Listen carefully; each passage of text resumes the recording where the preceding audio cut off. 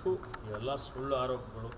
ಇವರಿಗೆಲ್ಲ ಕೆಲಸ ಇಲ್ಲ. ಅವರೆಲ್ಲ ಮಾಡಿದಂಥ ಅಕ್ರಮಗಳು ಅವ್ಯವಹಾರಗಳು ಏನು ಬಿ ಜೆ ಪಿಯವರು ಮಾಡಿದ್ದಾರೆ ಅದೆಲ್ಲ ಮುಚ್ಕೊಳ್ಳಿಕ್ಕೆ ಈ ರೀತಿಯ ನಾಟಕ ಆಡ್ತಾ ಇದ್ದಾರೆ.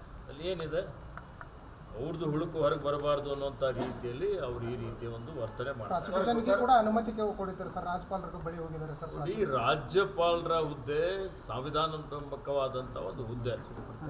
ಆ ಹುದ್ದೆ ಪಾವಿತ್ರ್ಯತೆ ಕಾಪಾಡಿಕೊಳ್ಬೇಕು. ಆದರೆ ರಾಜ್ಯಪಾಲರ ಹುದ್ದೆ BJPಯ ಕಚೇರಿ ಥರ ಆಗಬಾರ್ದು. ಅದು ಆಗಲಿಕ್ಕೆ ಅವಕಾಶ ರಾಜ್ಯಪಾಲರು ಕೊಡಬಾರ್ದು ಅಂತ ಮತ್ತೊಮ್ಮೆ ಒತ್ತಾಯ ಮಾಡ್ತಾರೆ. ಭ್ರಷ್ಟಾಚಾರದಲ್ಲಿ ಕರ್ನಾಟಕ ನಂಬರ್ 1 ಇದೆ ಅಂತ ರಾಯರೆಡ್ಡಿ ಅವರು ಹೇಳಿದ್ದಾರೆ. ನೋಡಿ, ಅದೆಲ್ಲ ಇವತ್ತು BJP ನಂಬರ್ 1 ಇತ್ತು. ರಾಯರೆಡ್ಡಿ ಅವರಿಗೆ ಹಿಂದಿನ BJP ಸರ್ಕಾರದಲ್ಲಿ ನಂಬರ್ 1 ಇತ್ತು ಅಂತ ಹೇಳಿ ಅದೇ ಅವ್ರ ತಲೆಯಲ್ಲಿ ಇದೆ. ಪದೇ ಪದೇ ಅದು ಬಾಯಿ ತಪ್ಪು ಹೇಳಿರ್ಬೋದು ಅಷ್ಟೇ. ಮತ್ತೊಮ್ಮೆ ವ್ಯಕ್ತಪಡಿಸಿದ್ದಾರೆ ಸರ್. DK ಶಿವಕುಮಾರ್ ಸತೀಶ್ ಅವರಿಗೆ ಲೆಟರ್ ಕೂಡ ಬರೆದಿದ್ದಾರೆ. ಹಾವಳಿ ಜಾಸ್ತಿ ಇದೆ. ನೋಡಿ, ಇದೆಲ್ಲ ಏನಾಗಿದೆ, ಭಾರತೀಯ ಜನತಾ ಪಕ್ಷದ ಸರ್ಕಾರ ಆಡಳಿತದಲ್ಲಿದ್ದಂಥ ಸಂದರ್ಭದಲ್ಲಿ ಅವರು ಸಾವಿರಾರು ಕೋಟಿ ರೂಪಾಯಿ ಇವತ್ತು ಆರ್ಥಿಕ ಅನುಮೋದನೆ ಇಲ್ಲದೆ ಹಣ ಅದಕ್ಕೆ ಮೀಸಲಿಡದೆ ಅವರು ಅನುದಾನ ಖರ್ಚು ಅದಕ್ಕೆ ಟೆಂಡರ್ ಮಾಡಿದ್ದಾರೆ, ಕಾಮಗಾರಿ ಮಾಡಿಸಿದ್ದಾರೆ. ಹೀಗಾಗಿ ಇವತ್ತು ಇವೆಲ್ಲ ಸಮಸ್ಯೆಗಳಾಗ್ತಾ ಇದೆ. ಬಿಜೆಪಿ ಜನಾಕ್ರೋಶ ಮಾಡ್ತಿದೆ ಸರ್.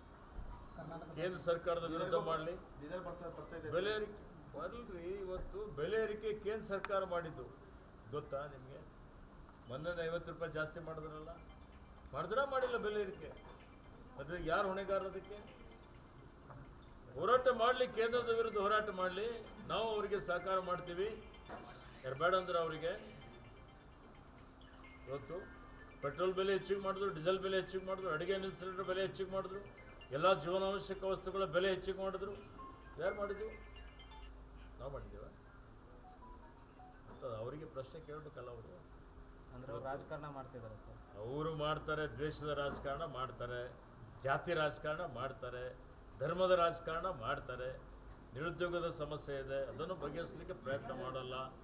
ಇವತ್ತು ಯಾರ್ಯಾರು ಅತೀ ಶ್ರೀಮಂತರಿದ್ದಂಥ ಅವರ ಸ್ನೇಹಿತರಿಗೆ ಇವತ್ತು ಸರ್ಕಾರದಿರುವಂಥ ಎಲ್ಲ ಆಸ್ತಿ ಮಾರಾಟ ಮಾಡಿಬಿಡ್ತಾರೆ, ದೇಶದ ಆರ್ಥಿಕತೆ ಹಾಳು ಮಾಡ್ತಾರೆ. ಅವ್ರು ಹೇಳ್ಬೇಕಲ್ಲ, ಅದಕ್ಕೆ ಉತ್ತರ ಕೊಡ್ಬೇಕಲ್ಲ. ನೋಡಿ, ಅದೆಲ್ಲ ಇವತ್ತು BJP ನಂಬರ್ 1 ಇತ್ತು. ರಾಯರೆಡ್ಡಿ ಅವರಿಗೆ ಹಿಂದಿನ BJP ಸರ್ಕಾರದಲ್ಲಿ ನಂಬರ್ 1 ಇತ್ತು ಅಂತ ಹೇಳಿ ಅದೇ ಅವ್ರ ತಲೆಯಲ್ಲಿ ಇದೆ. ಪದೇ ಪದೇ ಅದು ಬಾಯಿ ತಪ್ಪು ಹೇಳಿರ್ಬೋದು ಅಷ್ಟೇ. ಮತ್ತೊಮ್ಮೆ ವ್ಯಕ್ತಪಡಿಸಿದ್ದಾರೆ ಸರ್. DK ಶಿವಕುಮಾರ್ ಸತೀಶ್ ಅವರಿಗೆ ಲೆಟರ್ ಕೂಡ ಬರೆದಿದ್ದಾರೆ. ಮತ್ತೆ ಹಾವಳಿ ಜಾಸ್ತಿ ಇದೆ. ನೋಡಿ, ಇದೆಲ್ಲ ಏನಾಗಿದೆ, ಭಾರತೀಯ ಜನತಾ ಪಕ್ಷದ ಸರ್ಕಾರ ಆಡಳಿತದಲ್ಲಿದ್ದಂಥ ಸಂದರ್ಭದಲ್ಲಿ ಅವರು ಸಾವಿರಾರು ಕೋಟಿ ರೂಪಾಯಿ ಇವತ್ತು ಆರ್ಥಿಕ ಅನುಮೋದನೆ ಇಲ್ಲದೆ ಹಣ ಅದಕ್ಕೆ ಮೀಸಲಿಡದೆ ಅವರು ಅನುದಾನ ಖರ್ಚು ಅದಕ್ಕೆ ಟೆಂಡರ್ ಮಾಡಿದ್ದಾರೆ, ಕಾಮಗಾರಿ ಮಾಡಿಸಿದ್ದಾರೆ. ಹೀಗಾಗಿ ಇವತ್ತು ಇವೆಲ್ಲ ಸಮಸ್ಯೆಗಳಾಗ್ತಾ ಇದೆ. ಬಿಜೆಪಿ ಜನಾಕ್ರೋಶ ಮಾಡ್ತಿದೆ ಸರ್. ಕೇಂದ್ರ ಸರ್ಕಾರದ ವಿರುದ್ಧ ಮಾಡಲಿ. ಬೆಲೆ ಏರಿಕೆ ಬರಲ್ರಿ. ಇವತ್ತು ಬೆಲೆ ಏರಿಕೆ ಕೇಂದ್ರ ಸರ್ಕಾರ ಮಾಡಿದ್ದು ಗೊತ್ತಾ ನಿಮಗೆ? ಮೊನ್ನೆ 50 ರೂಪಾಯಿ ಜಾಸ್ತಿ ಮಾಡಿದ್ರಲ್ಲ, ಮಾಡಿಲ್ಲ ಬೆಲೆ ಏರಿಕೆ. ಮತ್ತೆ ಯಾರು ಹೊಣೆಗಾರ? ಅದಕ್ಕೆ ಹೋರಾಟ ಮಾಡಲಿ, ಕೇಂದ್ರದ ವಿರುದ್ಧ ಹೋರಾಟ ಮಾಡಲಿ. ನಾವು ಅವರಿಗೆ ಸಹಕಾರ ಮಾಡ್ತೀವಿ. ಯಾರು ಬೇಡ ಅಂದ್ರೆ ಅವರಿಗೆ ಇವತ್ತು ಪೆಟ್ರೋಲ್ ಬೆಲೆ ಹೆಚ್ಚಿಗೆ ಮಾಡಿದ್ರು, ಡೀಸೆಲ್ ಬೆಲೆ ಹೆಚ್ಚಿಗೆ ಮಾಡಿದ್ರು, ಅಡುಗೆ ಅನಿಲ ಸಿಲಿಂಡರ್ ಬೆಲೆ ಹೆಚ್ಚಿಗೆ ಮಾಡಿದ್ರು, ಎಲ್ಲ ಜೀವನಾವಶ್ಯಕ ವಸ್ತುಗಳ ಬೆಲೆ ಹೆಚ್ಚಿಗೆ ಮಾಡಿದ್ರು. ಯಾರು ಮಾಡಿದ್ರು? ಅವರು ಮಾಡ್ತಾರೆ, ದ್ವೇಷದ ರಾಜಕಾರಣ ಮಾಡ್ತಾರೆ, ಜಾತಿ ರಾಜಕಾರಣ ಮಾಡ್ತಾರೆ, ಧರ್ಮದ ರಾಜಕಾರಣ ಮಾಡ್ತಾರೆ.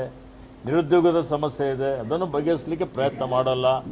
ಇವತ್ತು ಯಾರ್ಯಾರು ಅತೀ ಶ್ರೀಮಂತರಿದ್ದಂಥ ಅವರ ಸ್ನೇಹಿತರಿಗೆ ಇವತ್ತು ಸರ್ಕಾರದಿರುವಂಥ ಎಲ್ಲ ಆಸ್ತಿ ಮಾರಾಟ ಮಾಡಿಬಿಡ್ತಾರೆ, ದೇಶದ ಆರ್ಥಿಕತೆ ಹಾಳು ಮಾಡ್ತಾರೆ.